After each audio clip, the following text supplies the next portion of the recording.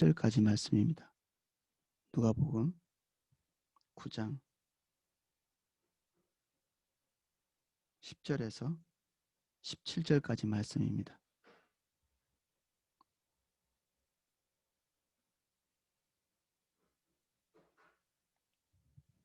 제가 누가복음 9장 10절에서 17절까지를 찾으신 줄 알고 낭독하겠습니다.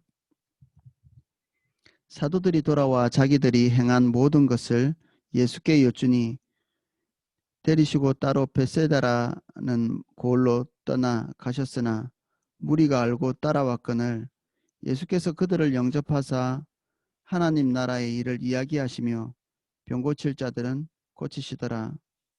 날이 저물어 가매 12사도가 나와 여짜오되 무리를 보내어 두루 마을과 촌으로 가서 유의하여 먹을 것을 얻게 하소서.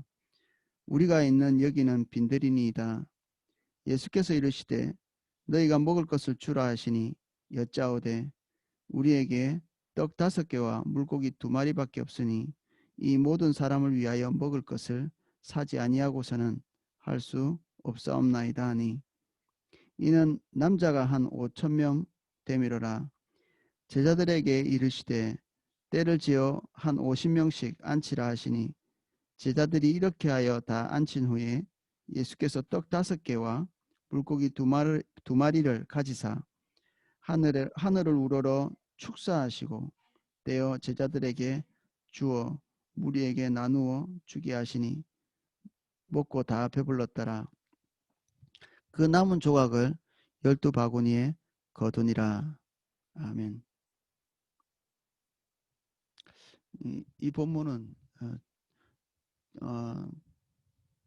자유주의 신학자들이 왜곡하기 좋아하는 본문이죠.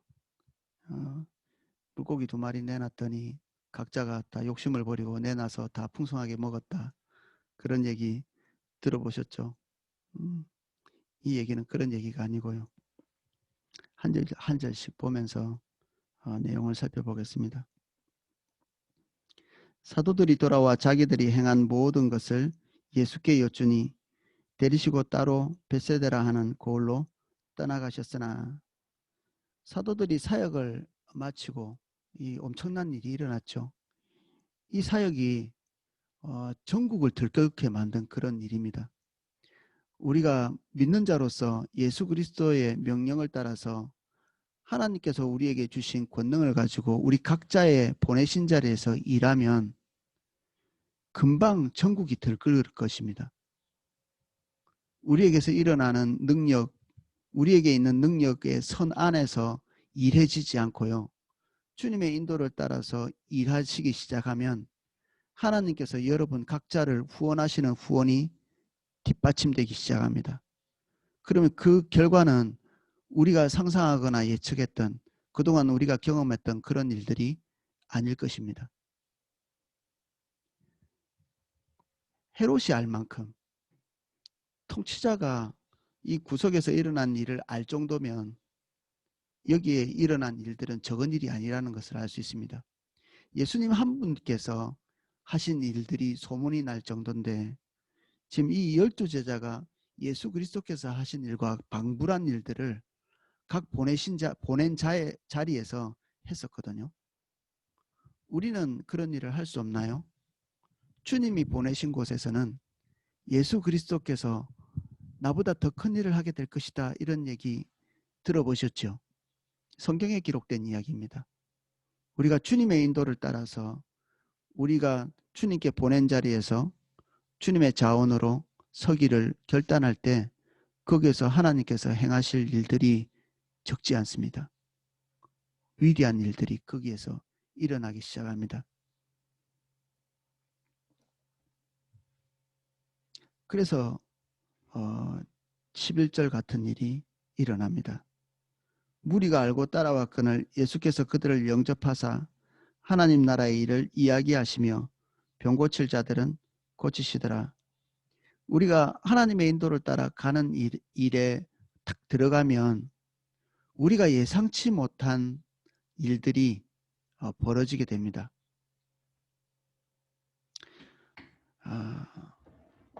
물론 좋은 일이죠.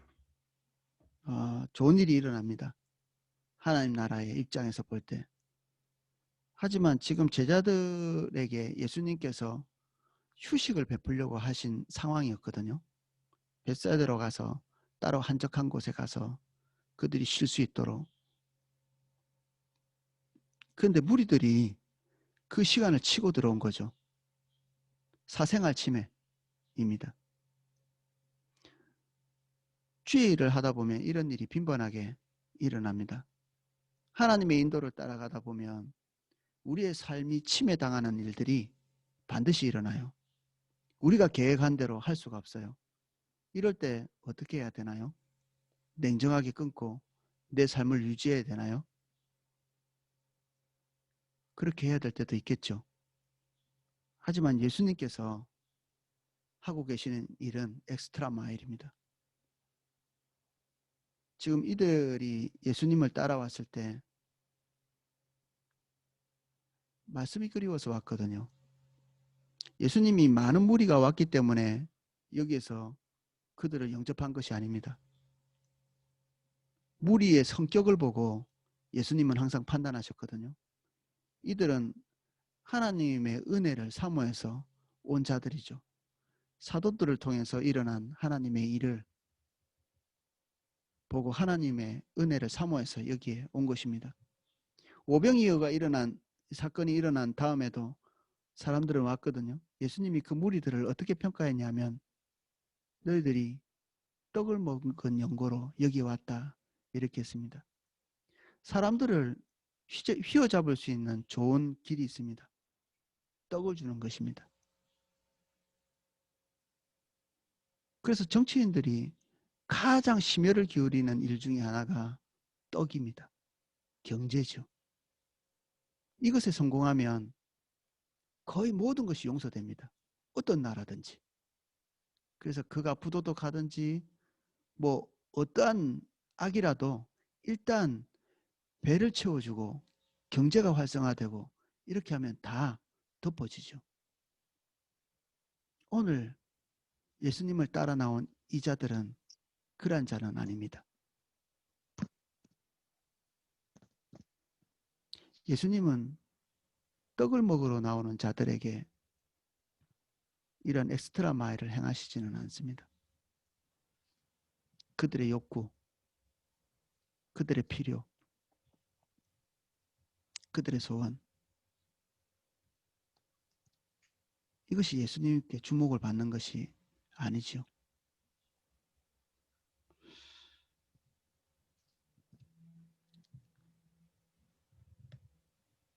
근데 하나님의 은혜를 사모해서 나온 그 결핍들, 그 은혜 가운데에서 그 결핍들을 병든 자들은 고치시고 그리고 그들에게 하나님 나라를 말씀하십니다. 12절 날이 저물매 12사도가 나와 여짜오되 무리를 보내어 두루 마을과 촌으로 가서 유하며 먹을 것을 얻게 하소서. 우리가 있는 여기는 빈들이니이다. 예수께서 이르시되 너희가 먹을 것을 주라 하시니 여짜오되 우리에게 떡 5개와 물고기 2마리밖에 없으니 이 모든 사람을 위하여 먹을 것을 사지 아니하고는 할 수 없나이다 하니 제자들이 예수님께 현실적인 이야기를 합니다.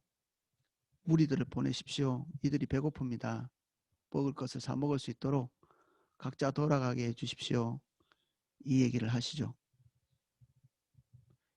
그들이 판단할 때 최상의 것입니다. 사람들의 복지, 자기들의 능력을 다 감안한 이런 일들을 예수님께 건의했습니다.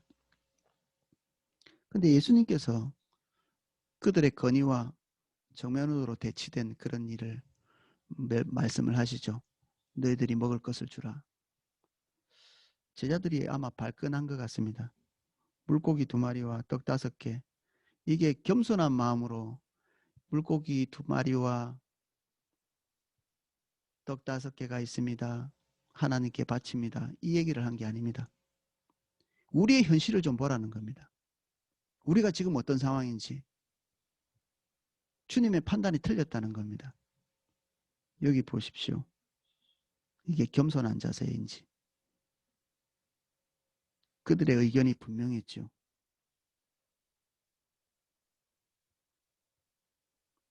다른 본문에는 우리가 진짜 필요한 자원이 어느 정도의 사이즈인지 말하는 제자들의 이야기도 나옵니다.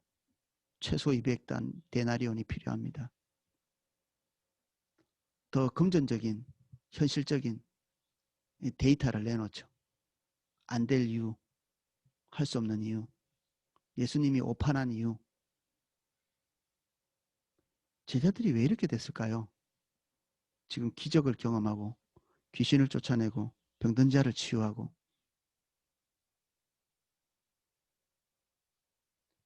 하나님을 대적하고 무시하는 자들이 저희 시진핑이나 북한에 있는 무신론자들이 아닙니다. 진짜 예수님을 대립하고 하나님을 대립하고 이렇게 하는 실질적인 인물, 그들은 어제 하나님의 은혜를 경험한 자들입니다. 어제 하나님을 경험한 자들. 나도 할 만큼 한 사람이고 나도 주님의 은혜를 경험했고 내 삶을 통해서 하나님께서 행하신 일이 있을 때 우리는 목에 힘이 들어가고 어깨에 힘이 들어갑니다. 인지상정인 것 같아요. 어쩔 수 없어요. 저도 그런 걸 경험했고요. 그래서 어제 주님의 은혜를 경험하고 선 사람은 오늘 넘어질까 조심해야 됩니다. 이 무서운 일이에요. 선줄로 할 때 넘어질까 조심하라. 이게 그냥 넘길 말이 아닙니다. 대적자들에게 주신 말이 아니라 주님을 잘 따라가는 자, 선줄로 하는 자, 그 제자들에게 말씀하신 것입니다. 주님을 알아가는 것, 나 정도면 됐지. 그렇게 생각하신다면 하나님이 어떤 분이신 줄 잘 모릅니다. 영생은 유일하신 하나님을 그리고 그 아들을 영원히 알아가는 거라고 그랬습니다. 매일매일 충격적이고 매일매일 밑바닥인 것 같은 그런 알아감. 오늘 우리가 주님을 충만하게 경험했다 할지라도 내일 알아야 될 것이 하늘처럼 높습니다.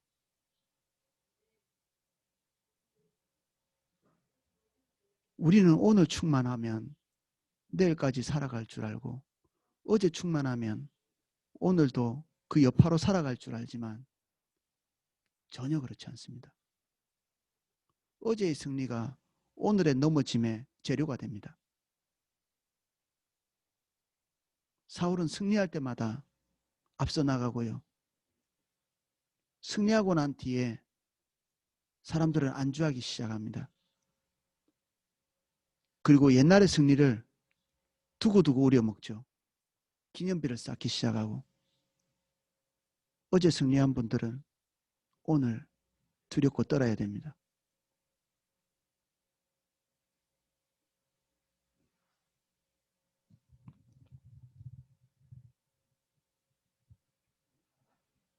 (14절) 이는 남자가 한 5,000명쯤 이르라. 이스라엘 사람들이 사람을 카운트하는 방식입니다. 대표자만 카운트하는 거죠. 이 가정의 대표자들 5,000명 여자와 아이들 카운트하지 않습니다. 근데 한 10,000명쯤 모였을 거라고 예상이 됩니다. 제자들에게 이르시되 때를 지어 50명씩 앉히라 하시니 제자들이 이렇게 하여 다 앉힌 후에 예수께서 떡 5개와 물고기 2마리를 가지사 하늘을 우러러 축사하시고 떼어 제자들에게 주어 무리에게 나누어 주게 하시니 우리는 어제의 승리를 내려놓고 겸손한 마음으로 다시 바닥에서부터 주님을 따라가야 예수 그리스도께서 하실 일들에 대해서 다시 빈 마음으로 출발할 수가 있습니다. 그래야 하나님의 이적과 기사, 하나님의 풍요, 하나님의 생명을 다시 다른 사람들에게 전할 수 있고 나누어줄 수 있습니다. 주님은 우리의 자원에 기대시지 않습니다. 우리의 능력에 기대시지도 않습니다. 그렇다고 우리를 완전히 배제하시지도 않습니다. 물고기 2마리가 떡 5개가 우리 앞에 놓여져 있는 큰 과제 앞에 이 무슨 재료가 되겠습니까? 그걸 해결하는데 해결책이 되겠습니까? 하지만 하나님께서는 반드시 우리가 한 걸음 걷기를 원하세요. 우리 앞에 놓인 과제가 산더미 같아도 한 삽밖에 되지 않는 우리의 자원을 요구하십니다. 그래서 우리는 1달란트 받은 사람이 될 수가 없습니다. 하나님 알아서 잘 하시겠지 뭐. 아니요. 그렇게 하나님 나라는 세워지지 않습니다. 주님은 항상 우리 일을 배제하고 싶어 하시지를 않습니다. 사랑하니까 같이 가게 하십니다. 우스운 얘기지만 개미하고 우리 제가 추천 도서로 올려드렸던 그 하늘과 땅을 움직이는 중보기도라는 책에 보면 비유를 이렇게 해놨습니다. 코끼리 위에 개미가 탔는데 어떤 다리를 지나갔는데 다리가 출렁출렁 흔들리는 거예요.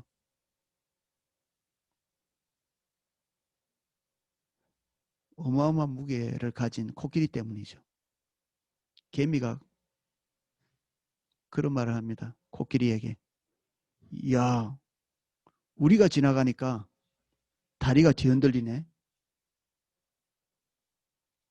그런 셈이죠. 주님과 우리가 지나갈 때 우리는 개미죠. 하나님의 무게가 코끼리고. 근데 우리가 함께 지나갈 때 다리가 흔들립니다. 출렁거리죠, 세상이. 우리 무게 때문입니까? 주님 무게 때문에 그렇습니다. 하지만 주님이 우리와 함께 가기를 원하십니다. 우리의 작은 헌신, 작은 발걸음, 작은 결단, 우리의 자원으로는 턱이 없지만 순종의 걸음을 걷는 것, 이것이 주님이 기대하시는 바입니다. 우리가 주님께 드릴 제사이기도 하고. 먹고 다 배불렀다. 주님 따라가 본 사람은 늘 이런 것들 경험합니다. 우리만 만족하는 것이 아니라 그 하나님의 일로 말미암아 우리와 관계된 모든 사람들이 배부릅니다. 주변을 돌아보십시오. 줄인 자가 천지입니다. 한 발만 밖으로 나가면 우리가 가지고 있는 생명의 그 물 한 방울이 없어서 죽어가는 자들이 부지기수입니다. 어떻게 사람이 이런 지경까지 됐나 할 만큼 우리 바깥은 그렇습니다. 그럭저럭 잘 살아가겠지. 그런 사람도 있겠죠. 하지만 하나님이 우리를 보내신 곳은 안 그럴 겁니다. 거기에는 하나님을 너무나 필요로 하는 사람들이 있습니다. 우리를 보내신 곳에. 주님이 필요하지 않은 곳은 하나님이 우리를 보내시지 않겠죠. 그 남은 조각을 12바구니에 거두니라. 남은 조각이 왜 12바구니인가요? 헌신한 사람이, 주님과 함께 동행한 사람이 12명이기 때문에 12바구니입니다. 놀랍게도 예수님께서 이 다음 보면 이 떡들이 버려지지 않게 잘 모아둬라 이렇게 얘기하시죠. 저는 예수님이 다시 현실로 돌아오는데 너무 빠르신 것 같아요. 이 초월적인 일들이 일어나면서도 다시 현실로 돌아오세요. 이게 그리스도인의 삶의 표본입니다. 우리는 늘 현실적인 일들이 우리의 삶 속에 있고 아주 평온하게 동시에 하나님의 초월적인 일들이 우리의 삶에 배제되지 않는 우리에게 초월적인 일이 일어났다 할지라도, 기적 같은 일들이 일어났다 할지라도 다시 일상으로 다시 돌아오는 일에 익숙한, 그래서 기적적인 일들이 평범한 일과 그냥 같이 가는 것입니다. 그리스도인에게는.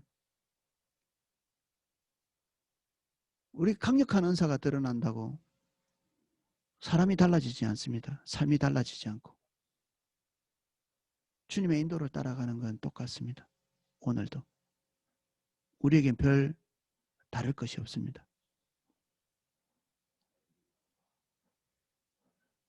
주님이 우리에게 가장 큰 기적이시고 놀라움이시고 우리의 자랑할 것이고 그렇습니다. 우리는 우리가 가지고 있는 현실을 직시할 필요가 있습니다. 우리가 지금 얼마나 가지고 있는지, 우리의 자원이 어떤지 계산하고, 계산하지 않는 자는 주님을 끝까지 따라갈 수 없습니다. 하지만 우리가 가지고 있는 현실이 예수 그리스도 안에서 다시 거듭나지 않으면 안 됩니다. 그 나쁜 사람들이 나쁜 방법으로 돈을 벌고 나서 돈 세탁한다고 그러죠. 자기가 올바르지 않은 일을 해서 돈을 벌었기 때문에 들키지 않기 위해서 돈 세탁을 하는, 우리는 현실을 직시한 이 현실을 세탁할 필요가 있죠. 주의 은혜 안에서 전혀 다른 것이 됩니다. 우리의 분석한 우리의 자리, 우리의 자원, 우리의 빈약한 이 현실이 주님 안에서 새로운 의미로 거듭나게 되시기를 예수님 이름으로 축복합니다. 기도하겠습니다.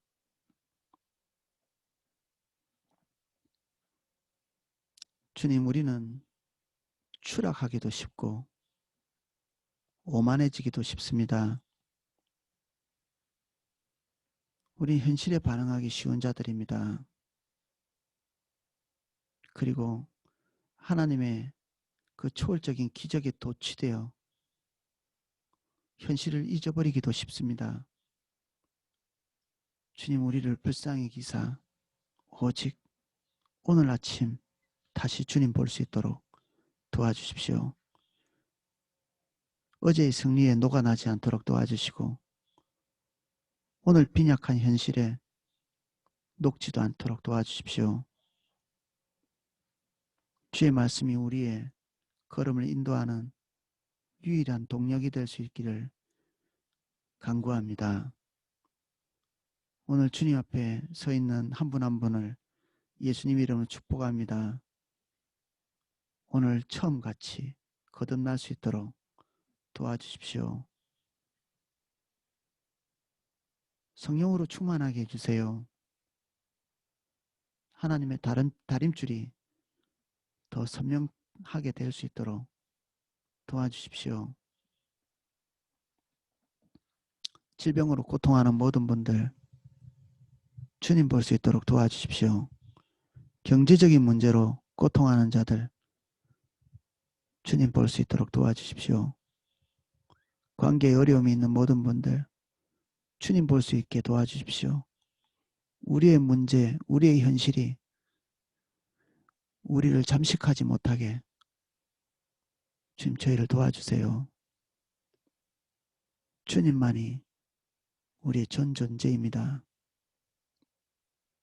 우리가 주목할 유일한 대상이십니다. 우리의 문제를 주목하지 않도록 도와주십시오. 세상은 우리를 한 줌밖에 되지 않는다고 생각할 수 있습니다.